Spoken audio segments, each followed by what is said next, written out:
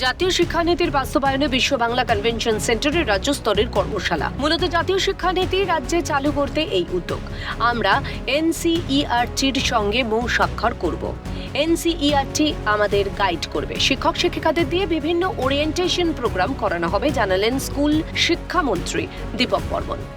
ওয়ার্কশপের মূল বিষয়বস্তু হচ্ছে ন্যাশনাল এডুকেশন পলিসি 2020।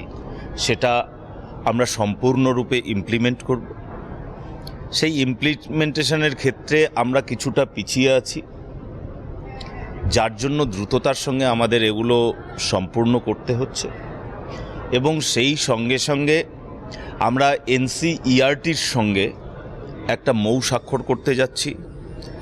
সেই মৌ স্বাক্ষরের মধ্য দিয়ে এনসিইআরটির সঙ্গে আমাদের একটা সমঝোতা যেটা হবে, তাতে এনসিইআরটি আমাদের ফুললি গাইড করবে।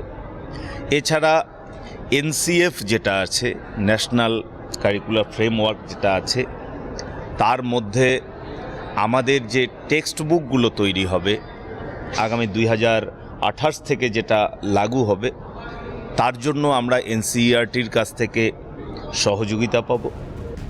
বেশ কিছু স্কুল ন্যাশনালাইজ হয়ে গেছে, বেসরকারি স্কুলগুলো ইউডাইস পোর্টাল ফিল আপ করেনি, যার জন্য আমরা পিছিয়ে পড়েছি। পোর্টালে আপলোড করলে সার্বিক চিত্র স্পষ্ট হবে। নিয়ম না মানলে পোর্টাল নম্বর তুলে নেওয়া হবে, ফলে তাদের স্কুলটা আর থাকবে না। ইউডাইস প্লাস বলে একটি পোর্টাল রয়েছে, যেটা কেন্দ্রীয় সরকারের। প্রত্যেকটি সরকারি বা বেসরকারি বিদ্যালয়ের সেই পোর্টাল থাকা জরুরি।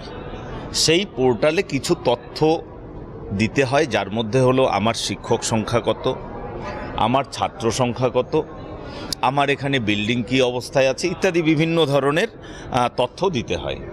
সেই ইউডাইস পোর্টালে বেশ কিছু বেসরকারি বিদ্যালয় তারা তাদের ছাত্র সংখ্যা বা ছাত্র আপলোড করেনি, যার জন্য সেটা ইউডাইস পোর্টালে রিফ্লেক্ট করছে যে পশ্চিমবঙ্গে একটা বড় সংখ্যার স্কুলে কোনো ছাত্র নেই, কিন্তু শিক্ষক রয়েছে। সেই স্কুলগুলোতে ছাত্র রয়েছে, কিন্তু সেই স্কুলগুলো বিভিন্ন কারণে, সেটা টেকনিক্যাল হতে পারে, নন টেকনিক্যাল হতে পারে, তারা সেগুলো আপলোড করেনি। আমরা চাইছি তারা তাদের সেই বিস্তারিত তথ্য সেই ইউডাইস প্লাস পোর্টালে আপলোড করে দিক। সেটা পোর্টালে আপলোড করলেই আমাদের যে পশ্চিমবঙ্গের চিত্র সেটা অনেক ভালো দেখাবে। তাদের ইউডাইস প্লাস যেটা আমরা যে নম্বরটা তাদেরকে প্রোভাইড করি, সেটা আমরা উইথড্র করে নেব। তার অর্থ হলো তাদের স্কুলটা আর থাকবে না। আমরা ইতিমধ্যেই একটা সিলেবাস কমিটি তৈরি করেছি। সিলেবাস কমিটি এনসিএফ এর পরামর্শ নিয়ে 2028-এর ফ্রেশ সিলেবাসে সাহায্য করবে। আমরা ইতিমধ্যে একটা সিলেবাস কমিটি তৈরি করেছি।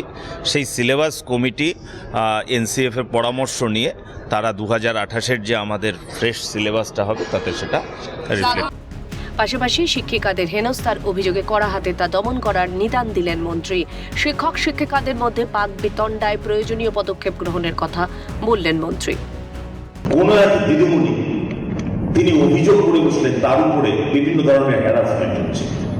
ডিআই অফিসে গিয়েছেন, কোনো রিপোর্ট, কোনো কিছু সদুত্তর পাননি। কেন সেই চিঠি আমার কাছে আসবে? আপনার যদি মনে হয় আপনার আয়ত্তের বাইরে চলে যাচ্ছে, আপনি দপ্তরকে জানান, দপ্তর ব্যবস্থা নেবে। শিক্ষক মহাশয়দের মধ্যে একটু বাক বিতণ্ডা হয়েছে এবং বাক বিতণ্ডার থেকে সেটা আর একটু এগিয়ে গেছে। কঠোর হাতে দমন করুন। আপনাদের আইনে যে সমস্ত ব্যবস্থা দেওয়া আছে আপনারা সেটা প্রয়োগ করুন। শুধু একটাই অনুরোধ, কারুর প্রতি দুর্বল হয়ে বা কারুর প্রতি সবল হয়ে আপনি কোনো পদক্ষেপ নেবেন না। দপ্তর আপনার সঙ্গে আছে। এই রাজ্য স্তরের কর্মশালায় মূলত শিক্ষাক্ষেত্রে আধুনিকীকরণ, প্রশাসনিক স্বচ্ছতা এবং বিভিন্ন সরকারি প্রকল্পের সঠিক বাস্তবায়ন নিয়ে আলোচনা করা হয়। ক্যামেরায় দেবাঞ্জন মণ্ডলের সঙ্গে অভিরূপা সাহার রিপোর্ট, ক্যালকাটা নিউজ।